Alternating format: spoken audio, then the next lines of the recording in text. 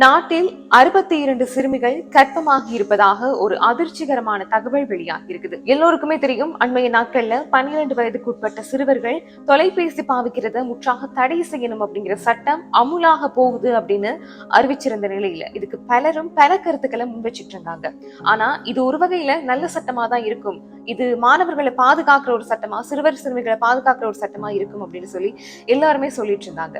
உண்மையாவே இந்த கற்பம் தரித்தல் அப்படிங்கிறது சிறுவர்களுக்கு மத்தியில் அதிகரிக்கிறது ஒரு நாட்டின் எதிர்காலத்துக்கும் ஒரு ஆரோக்கியமான விஷயமா இல்ல அப்படிங்கிறது எல்லாருக்குமே தெரிஞ்ச விஷயம். போன்னால அவங்க கெட்டு போயிட்டாங்க அப்படின்னு எல்லாருமே சொல்லிட்டு இருக்காங்க. பெற்றோர்கள் பிள்ளைகளை கவனமா பார்த்து கொள்ளாதது, அக்கறை இல்லாம இருக்கிறது இப்படின்னு ஒரு காரணத்தை நாங்க சொன்னாலும், இதை விட முக்கியமான ஒரு காரணம் நாட்டுல தலைவிரித்தாடுற போதைப் பொருள் பாவனை. இந்த போதைப் பொருள் பாவனைக்கு மாணவர்கள் அடிமையாகி இருக்காங்க. அதையும் தாண்டி இந்த போதைப் பொருள் பாவனைக்கு மாணவர்களை பயன்படுத்துறாங்க.